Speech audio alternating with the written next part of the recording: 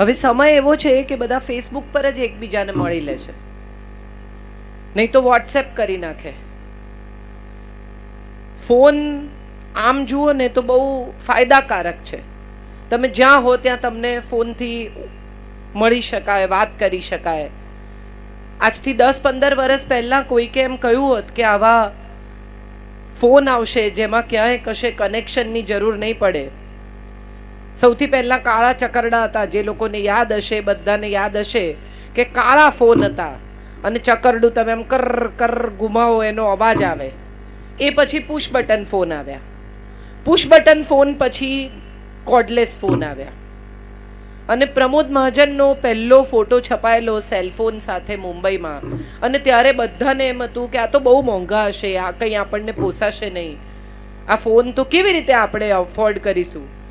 પણ હવે સમય એવો છે કે ઘરમાં કામ કરવાવાળા એ ફોન લઈને આવે છે, અને આપણે એની સાથે વાત કરીએ કે કંઈ હોય તો કે તમારે પતી જાય એટલે મિસ્ડ કોલ મારી દેજો. અમારા અમદાવાદમાં તો મિસ્ડ કોલનું બહુ મહત્વ છે, પૈસા ના લાગે ને. હમણાં જ મને કહ્યું કે અમદાવાદનું પાણી તો હજી કોઈને પરખાયું નથી એમ. એક માણસ ટ્રેનમાં જતો તો રાત્રે, તો ટ્રેનમાં અંધારું, એને ખબર ના પડ્યું કે કયું સ્ટેશન આવ્યું. એટલે એણે કહ્યું, ત્યાં ચા વાળો એને ચા આપવા માટે બૂમો પાડતો તો, ચા ચા ચા ચા. એટલે એણે પૂછ્યું કે ભાઈ કયું સ્ટેશન આવ્યું? તો કે 25 પૈસા આપો તો કહું. તો કે સમજી ગયો, અમદાવાદ આવ્યું. એટલે અમદાવાદ તો તમે જે કીધું એવું જ છે કે અમદાવાદનું પાણી એમ સહેલાઈથી પરખાય એમ નથી. મજાની વાત એ છે કે આટલા બધા લોકો જ્યારે ભેગા થાય એક ગામમાં, બધા બેંગ્લોરથી, મુંબઈથી, ભુજથી, ક્યાંથી બધા આવ્યા છે. મને કહ્યું કે 25 વર્ષ પહેલા મંદિર સ્થપાયેલું, લક્ષ્મીનારાયણનું મંદિર. લક્ષ્મીનારાયણની મજા એ છે કે પહેલા લક્ષ્મી છે પછી નારાયણ છે. તમે શ્રી હરિ બોલો તો પહેલા શ્રી છે પછી હરિ છે. તમે રાધા કૃષ્ણ બોલો તો પહેલા રાધા છે પછી કૃષ્ણ છે. આપણને કથા પૂરી થાય કે કોઈ પણ અધ્યાય પૂરો થાય તો શું કે નમઃ પાર્વતી પતયે, હર હર મહાદેવ. પહેલા કોનું નામ આવે? પાર્વતીનું, પછી મહાદેવનું. આપણા ઘરોમાં છેલ્લા થોડા સમયથી આપણે જોઈએ તો આપણને સમજાય કે સ્ત્રીઓએ એવું નક્કી કરી લીધું છે કે અમારાથી કશું થશે જ નહીં. કેટલી બધી સ્ત્રીઓને હું મળું એમ કે બેન અમે તો કશું કર્યું નહીં, અમે તો કમાયા નહીં, અમે તો કંઈ કામ ના કર્યું. મારે બધી સ્ત્રીઓને પૂછવું છે જે અત્યારે 50, 55, 60 વર્ષની છે, જેમને લાગે છે કે નોકરી ના કરી, કંઈ કામ ના કર્યું, ઓછું ભણ્યા, એ બધી સ્ત્રીઓને મારે પૂછવું છે કે આ દેશમાં 2 સરસ નાગરિકો આપ્યા છે તમે, ઓછામાં ઓછા 2 મજાના છોકરાઓ ઉછેર્યા છે, સારા માણસો મોટા કર્યા છે, તો તમે આ દેશ માટે કેટલું બધું કર્યું છે. આપણે ગૃહલક્ષ્મી શબ્દ વાપરીએ છીએ, કેટલો સરસ શબ્દ છે. ઘરની લક્ષ્મી, નગર લક્ષ્મી હોય, અમારે ત્યાં ભદ્રકાળીનું મંદિર છે, અહીંયા લક્ષ્મીનારાયણનું મંદિર છે, એ ગામની લક્ષ્મી હોય. પણ એવી ઘરની લક્ષ્મી હોય.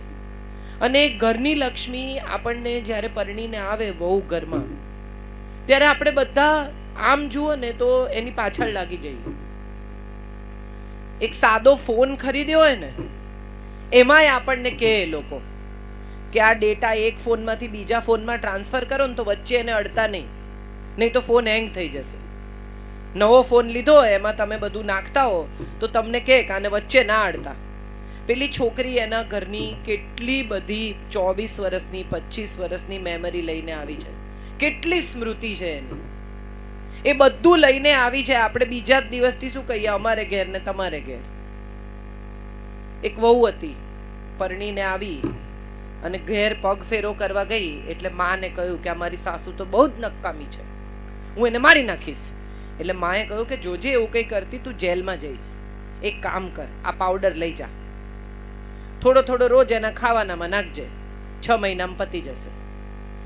માને તો મજા પડી ગઈ કે આ છોકરીને મેં પાવડર આપ્યો. છોકરીને થયું કે વેરી ગુડ, આ મને રસ્તો જડી ગયો મારી સાસુને પતાવવાનો. એટલે એને તો સરસ મજાનું ખાવાનું બનાવવા માંડ્યું રોજ, કે ખાય ને તો વધારે પાવડર નાખી દેવાય. સરસ ખાવાનું બનાવે, લાડથી ખવડાવે, પ્રેમથી જમાડે, મમ્મી લો મમ્મી લો. મમ્મી ચા કરી આપું, મમ્મી આમ કરી આપું. ને એને એમ થયું કે હવે 6 મહિનામાં જવાની જ છે ને સારી રીતે વર્તો ને આપણે ક્યાં ઝઘડા કરવા. 6 મહિના પૂરા થયા ત્યાં સુધીમાં તો સાસુ વહુનો પ્રેમ ખૂબ થઈ ગયેલો. કારણ કે સાસુને થયું કે આટલી પ્રેમાળ વહુ છે એટલે સાસુએ બહુ પ્રેમ બતાવવા માંડ્યો. એટલે છોકરી એની મમ્મી પાસે ગઈ અને જઈને કહે કે મમ્મી અમારી સાસુ તો સારી છે, કંઈ થાય એવું નથી, આ પાવડરની કંઈ દવા ના થાય, મરી જ જશે. એટલે એની મમ્મીએ કહ્યું કે બેટા મેં તો તને સાદો હોમિયોપેથીનો પાવડર આપ્યો તો આમાં કંઈ નહીં થાય. મારે તને એટલું જ શીખવવું હતું કે તું પ્રેમથી વર્તીશ ને તો બધા પ્રેમથી વર્તશે. આપણે બધા જ્યાં પહોંચ્યા છીએ ને, તમે જુઓ ફેસબુક ઉપર બધા ફોટા અપલોડ કરે. બહારગામ લોકો એટલે નથી જતા કે એમને એમના પરિવાર સાથે સમય ગાળવા મળે. બહારગામ એટલે જાય છે કે ફેસબુક પર ફોટા મુકાય. લગભગ બધા લોકો જે કરે, જ્યાં જાય, જે ખાય, જે પીએ, જે પહેરે, બધું ફેસબુક ઉપર ચડાવે. દરેકે દરેક માણસે જોવું હોય કે ના જોવું હોય એને ટેગ કરે એટલે તમારા ફોનમાં ઉતરવા માંડે. તમને જોવું છે કે નથી જોવું, જાણવું છે કે નથી જાણવું, એ જાણ્યા વિના બધા તમને મોકલે. અને બીજી તરફ આપણે શું કહીએ, પડોશી આપણને કંઈ પૂછે કે ક્યાં જઈ આવ્યા, શું કરો છો, તો તરત કે પંચાયત બહુ કરે છે. મમ્મી પપ્પા પૂછે કે બેટા ક્યાં જાય છે, કેટલા વાગે આવશે, તો તરત કે આ પંચાયત કરે છે, પૂછપૂછ કરે છે, માથું ખાય છે. તમે તમારી મેળે તમારી અંગત જિંદગીની નાનામાં નાની વાત ફેસબુક પર ચડાવો એનો વાંધો નહીં, પણ તમને તમારા અંગત લોકો, સ્નેહીઓ, સ્વજનો કંઈ પૂછે તો આપણને શું લાગે, પંચાયત કરે છે, લોહી પીએ છે, પૂછપૂછ કરે છે, માથું દુખાડે છે. આ નવા જમાનાના જેટલા છોકરાઓ છે, હવે હું કંઈ જૂના જમાનાની જ કહેવાઉં, આજે નવા છોકરાઓ છે ને એ બધાની મજા એ છે કે આમ બહુ પ્રામાણિક છે. એમના મનમાં જે હોય ને એ તમને કહી દે, બહુ લાંબુ ટકાવે નહીં. તમે એને એમ કહો કે લગ્નમાં આવવાનું છે, આ ગામનો દાખલા તરીકે ઉત્સવ છે, ચલો આવવાનું છે, એટલે કે અમે ત્યાં આવીને શું કરીએ, અમને કંટાળો આવે. એટલે તમે કહો કે ભાઈ હું જે કરું એ તમે કરજો, ચલો માંડ માંડ સમજાવીને લાવો. તો અહીંયા આવીને તમે કહો ને કે બેટા સરખું જીન્સ આખું પહેર, સારું ના લાગે બધા જુએ તો, કે ના હું બરમુડા પહેરીશ, અડધી ચડ્ડી પહેરીને ફરે. તમે એમને કંઈ બી સમજાવો એ સાંભળે નહીં. પણ આ પેઢીની મજાની વાત શું છે ખબર છે? આ પેઢી પાસે ખૂબ માહિતી છે, ખૂબ ઇન્ફોર્મેશન. ફોન ઉપર આમ આમ કરીને તમને બધું શોધી આપે. આટલું નાનું 2-2.5 વર્ષનું છોકરું હોય એને તમે ફોન આપો, તમને તમારા ફોનમાં ખબર નહીં હોય ને બધું એ શોધી આપશે. આ ટેકનોલોજી છે. આપણે આ ટેકનોલોજીને આટલી સરસ રીતે સમજી શકતા નથી, પણ આપણી પાસે અનુભવ છે. વિચાર કરો કે એક પરિવારમાં ટેકનોલોજી અને અનુભવ બે ભેગા થઈ જાય તો એ પરિવાર ક્યાં પહોંચે? નવા જમાનાના બાળકો પાસે ટેકનોલોજી છે અને જૂના જમાનાના પિતા પાસે, દાદા પાસે, કાકા પાસે ટેકનોલોજી છે. હમણાં જ મને વંદનાબેને કહ્યું કે અમે 10-12 માણસનું કુટુંબ ભેગા રહીએ છીએ. આજે રોકવી હોય તો વહુને દરેક વાતમાં રોકી શકાય, પણ એમણે એટલા આનંદથી કહ્યું કે દેવજીભાઈ મને એટલું પ્રોત્સાહન આપે છે, મને આગળ વધવાની પૂરી તક આપે છે. હમણાં અમે આવતા હતા ત્યારે હિતેશભાઈએ કહ્યું કે પાટીદારો માટે પાલનપુર એ સાવ જુદું જ ગામ છે, સાવ જુદો જ વિચાર, જુદી જ સોચના લોકો છે. ત્યારે તમને એમ થાય કે ખરેખર આ જગતમાં એવું નથી કે બધા જ જૂનવાણી છે, બધા જ આવા છે, બધા જ આવા છે. આપણે બધા આપણી સોચ કેવી રીતે બદલી શકીએ એ સવાલ બહુ અગત્યનો છે. કેટલા બધા લોકો મને એવું કહે છે કે બેન તમે બંને કેવી રીતે કરો છો, તમે બહારનું કામ કરો છો અને તમે ઘરનું કામ કરો છો. મારા પરિવારની પણ હું કાળજી રાખું છું. મારા સસરા હમણાં ગુજરી ગયા તો અમારા ઘરમાં 10 દિવસ સળંગ 20-25 માણસ જમ્યા.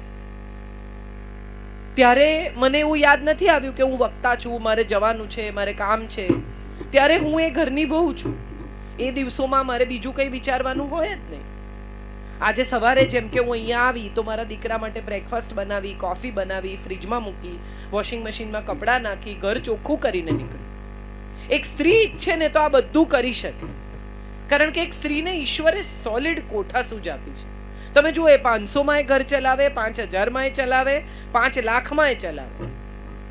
માટે પાર્વતીનું નામ શિવ પહેલા છે, માટે લક્ષ્મીનું નામ નારાયણની પહેલા છે, માટે શ્રી હરિ કહેવાય છે.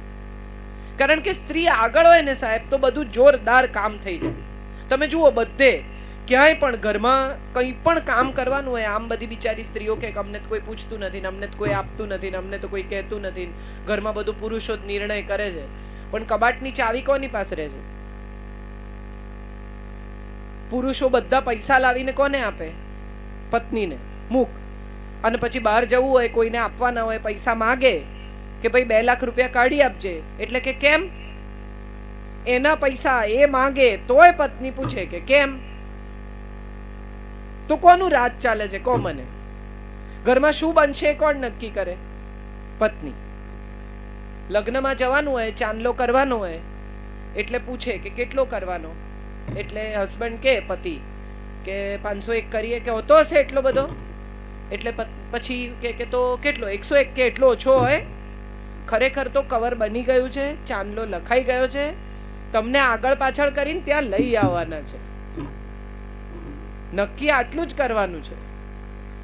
તમે એ આંકડો બોલો ત્યાં સુધી તમને આગળ પાછળ કરીને લઈ આવવાના છે. સ્ત્રીમાં સમજ છે, આ આવડત છે.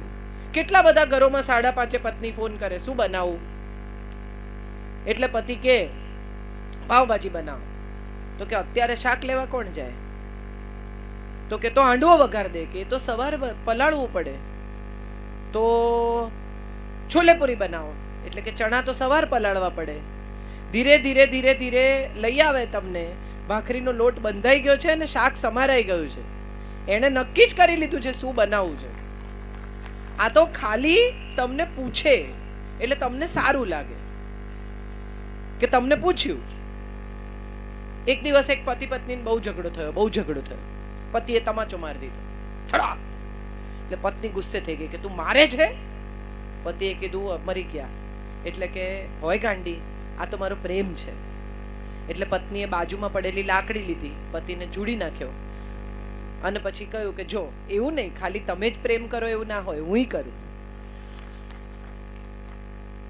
સ્ત્રીમાં આ આવડત છે, પોતાની વાત એવી સરસ રીતે કહી શકે. પણ મજા શું છે ખબર છે? હમણાં એક જોની લીવરના કાર્યક્રમમાં હું ગયેલી. જોનીભાઈએ બહુ સરસ વાત કરી. જોની લીવરને ઓળખો છો બધા?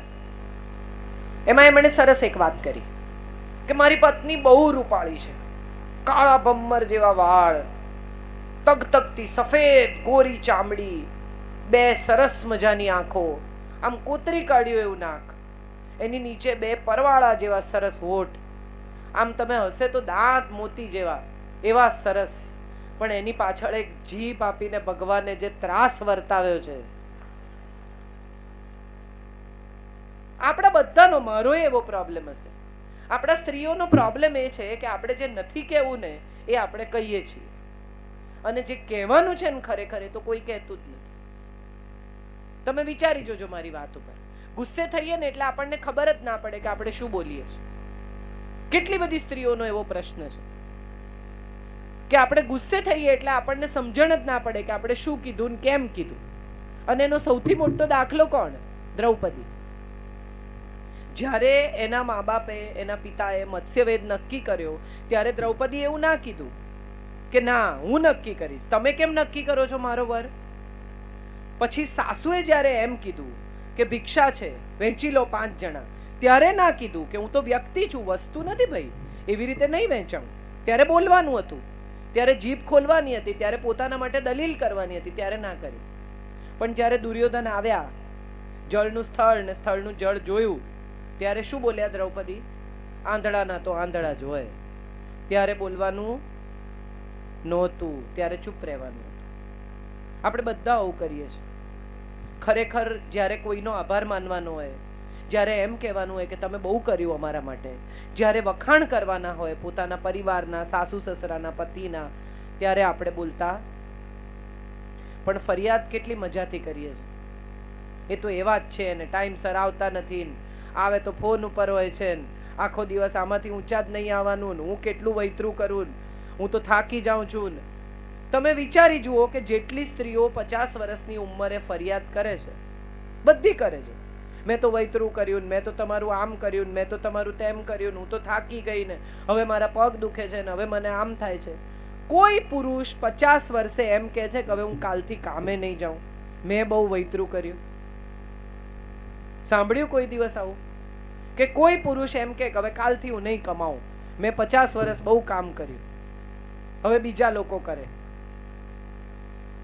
જે પુરુષ ઘર બાંધે છે 2 બેડરૂમનું, 3 બેડરૂમનું, 4 બેડરૂમનું, એ પુરુષ ઘરમાં કેટલા કલાક રહે છે?